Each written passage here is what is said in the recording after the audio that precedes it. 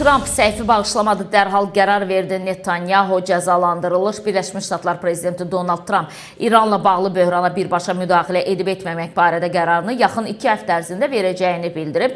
Ağ Evə yaxın mənbələrin məlumatına görə Vaşinqton bu zaman çərçivəsində həm müttəfiqlərlə koordinasiyanı gücləndirməyə, həm də İran daxilindəki vəziyyətin inkişafını izləməyi planlaşdırır. Politolog Turab Rzayev bildirib ki, İranla hazırki gərginlik İsrailin təşəbbüsü ilə alovlanır və Trump administrasiyası İlkin mərhələdə bu hücuma yaşıl işıq yandırmayıb. İran-İsrail müharibəsi başladıqda Birləşmiş Ştatlar prosesin nəzarətində olduğunu bəyan etdi. Netanyahunun Tehrana hava zərbəsi qərarı Trumpla razılaşdırılmamışdı. Yəni, İsrail Baş naziri Benjamin Netanyahu Trumpın vurmama xəbərdarlığına rəğmən hücuma qərar verdi. Bununla da faktiki olaraq Birləşmiş Ştatlar və digər müttəfiqlər fakt qarşısında qalıblar. Trumpın qərarımı 2 həftəyə verəcəyim deməsi əslində vaxt qazanmaq cəhdidir. Politologların fikrincə Trump özü prosesdən kənarda qoyan Netanyahunu onu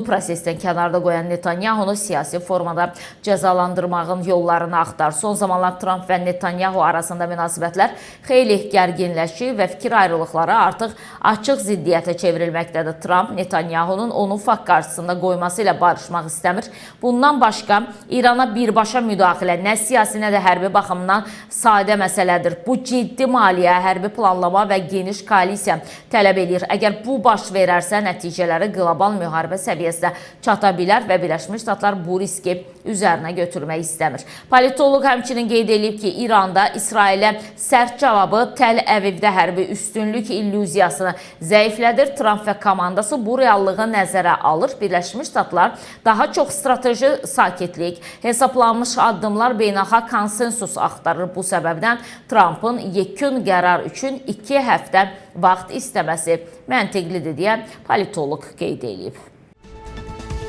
Davam edirik dəyərli izləyicilərimiz. İflic durumda olan İranın Araz sahilində düşmən axtarışı İsrail İranı tam iflic vəziyyətinə salıb, amma Tehran sionistlərin axtarışını Arazın bu tayında Azərbaycanda axtarır. Belə axtarışlar ilk deyil.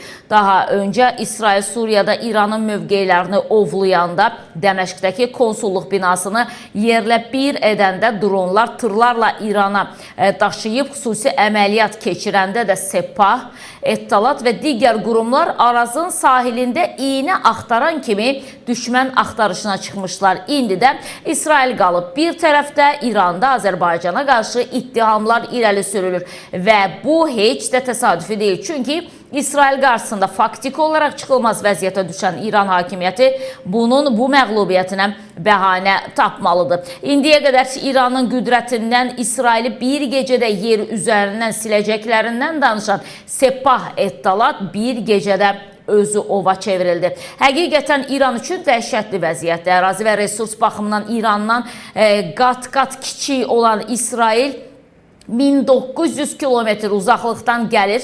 Bir gecədə İranın bütün hərbi rəhbərliyini sıradan çıxarır. Hava məkanına nəzarəti götürür. Raketlərini, nüvə obyektlərini, nüvə alimlərini, bir sözlə hərbi potensialını yerlə bir edir. Və bütün bunlar baş verərkən İranın hərbi rəhbərliyi generalları yataqlarında rahat şəkildə yatırdılar. İsrail də onları elə yatdıqları yerdə öldürdü. Bu İran hakimiyyəti adına həqiqətən də utanc verici haldır. İsrailin bir gecədə İranı necə iflic edə bildiyi maraq doğuran suallar içərisindədir. Bu sual hələ çox müzakirə olunacaq. Təkcə dünyada yox, elə İranın özündə də. İran xalqı haqlı olaraq sual verir. Hanı İranın qüdrətli, hardadır generalları? İsrail hücuma keçərkən Sepah, Ettalat, bir sözlə ölkənin təhlükəsizliyindən məsuliyyət daşıyanlar harda idilər? Bu sualın cavabı ortadadır. Birincisi, İsrail uzun illər ərzində İranda geniş casus şəbəkəsi qura bilib. Bu şəbəkə ölkənin ən aşağı səviyyəsindən tutmuş ən yuxarı səviyyəsinə qədər hər yeri əhatə eləyib. Hələ Hamas lideri İsmail Haniyə İran prezidentinin and içmə mərasimində iştirakı zamanı qaldığı oteldə nöqtə atışı ilə Öldürüləndə İsrailin bu ölkədə təsir imkanlarının hansı səviyyədə olduğu ortaya çıxmışdı. Eyni ssenari İranın hərbi rəhbərliyinə qarşı da tətbiq olundu. Baş qərargah rəisi Sepah komandanı, ali dini liderin qərargah rəisi belə nöqtə atışı ilə Haniyənin taleyini yaşadı. İkincisi, İranın hərbi nüvə obyektlərini ümumilikdə müdafiə sənayesini sıradan çıxaran zərbələr başqa yerdə yox, məhz ölkənin daxilindən endirildi, daha öncə baş verdiyi kimi. Bunun necə baş verdiyi İran rəsmiləri tərəfindən də etiraf edilir. İsrail İranda, Tehranın mərkəzində müxtəlif adlar altında sənaye müəssisələri qurub, dronların istehsalı üçün lazım olan materiallar İranın sərhəd və gömrük xidmətinin gözü qarşısında keçirilib, daha sonra həmin müəssisələrdə pualar istehsal edilib və hücum başlayanda başqa ölkədən yox, məhz İranın özünə Tehranın mərkəzindən havaya qalxan pualar sarsıdıcı zərbələr endiriblər. Hətta vəziyyət o həddə çatıb ki, öldürülən hərbi rəhbərliyin yerinə təyin olunan yeni generallar heç 2 gün keçmədən yenidən İsrail tərəfindən məhv edildilər. Bütün bunlar İran hakimiyyətinin 46 ildir xalqına və bütün dünyaya bəhs etdiyi gücünün sadəcə hava şarından başqa bir şey olmadığını təsdiq etdi. İran xalqı da məhz bunun cavabını soruşur. Hakimiyyət, Sepah, Ettalat, ümumiyyətlə İranın kəşfiyyat və təhlükəsizlik orqanları cavab verməlidirlər, ya öz bacarıqsızlıqlarını, məsuliyyətsizliklərini etiraf etməlidirlər, ya da ki, İran hakimiyyəti öz zəifliklərini örtbasır etmək üçün ikincisi yeni düşmən obrazının yaradılmasını seçir. Azərbaycana qarşı irəli sürülən ittihamlar da məhz bundan qaynaqlanır. Güya İrana zərbə endirən İsrail dronları Azərbaycanda istehsal olunubmuş, güya İrandakı agentura şəbəkəsini Azərbaycan idarə edirmiş və s.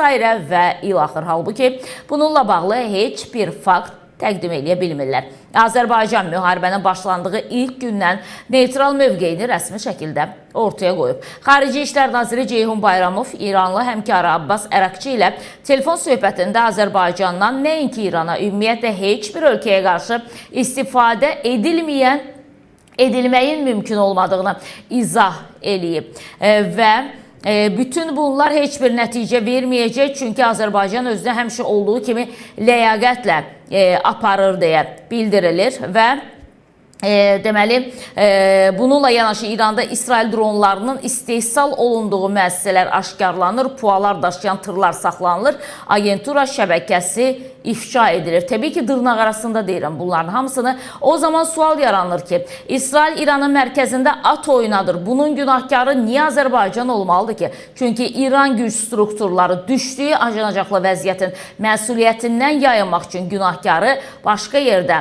Arazın sahilində axtarırlar. Azərbaycana qarşı bütün qarayaxmalar rupor rolunda çıxış edən Səhər telekanalında da belə iddialara qoşulması anti-Azərbaycan kampaniyasının yeni dalğasının başlanması və bunun İran rəhbərliyi səviyyəsində idarə olunması deməkdir.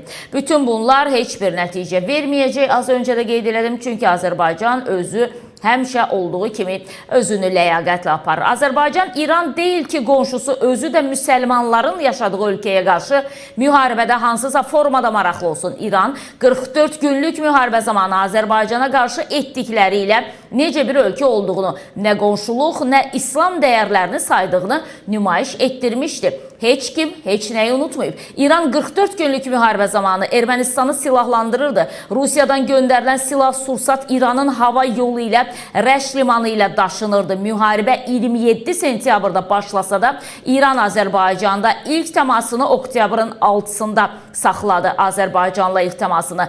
Bunun da məqsədi Ermənistanın xeyrinə və Azərbaycan torpaqlarının işğalda qalması hesabına atəşkəsin əldə olunması məqsədini daşıyırdı. Həmin vaxt İranın Xarici İşlər Nazirinin müavini Abbas Əraqçı Bakı və İrəvana səfər eləyərək təkliflər gətirmişdi. Bu təkliflər də hərbi əməliyyatların dayandırılmasından ibarət idi. İran eyni məqsədlərlə müharibə meydanında da hərəkət eləyir. Hərbçiləri vasitəsilə Zəngilanda Azərbaycan ordusunun qarşısını kəsməyə cəhd göstərirdi. İran mediasında isə Azərbaycan bir nömrəli hədəf seçilmişdi və ölkəmizə qarşı çirkin kampaniya aparılırdı. Suriyada yaraqlıların gətirildiyi, IŞİD terrorçuların Azərbaycan tərəfindən vuruşduğu iddiası Ermənistan mediası qədər İran mediası və sosial media segmenti tərəfindən də qabardılırdı. Bütün bunları unutmamışıq. Azərbaycan, İran deyil, bugün baş verən müharibədə rəsmi Bakının sərgilədiyi mövqe də bunu isbatlayır. İran 44 günlük müharibədə Azərbaycana qarşı düşmən siyasəti apardığı kimi bugün də İsrail qarşısında düşdükləri biabırçı vəziyyətdən çıxmaq üçün yenə də Bakıya hücuma keçməyə cəhd eləyirlər. Gülməlidir, çünki dronların 80-90% ilə İranın özündə istehsal edilmişdir və elə İranın özünü vurdu. Təhlükəsizliyin ən yüksək səviyyəsində təmin olunduğu iddia olunan İranın təhlükəsizlik orqanları elə bu ölkənin ərazisində dronların istehsal edildiyi, saxlandığı və qaldırıldığı faktlarını necə izah edə bilər? Niyə bunun məsuliyyəti barədə kimsə danışmır?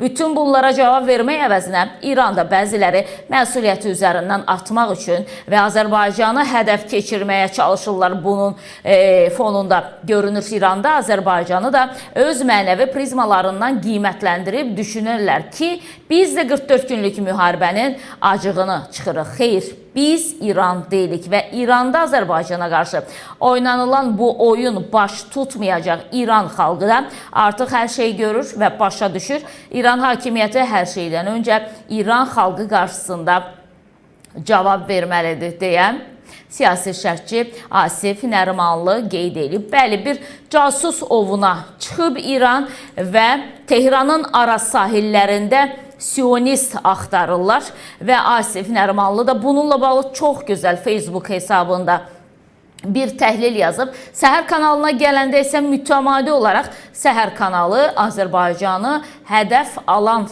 kanallardan biridir. Çünki dövlət televiziyasıdır, ali dini liderin göstərişlərini həyata keçirir və s. və ilaxır. Amma ki,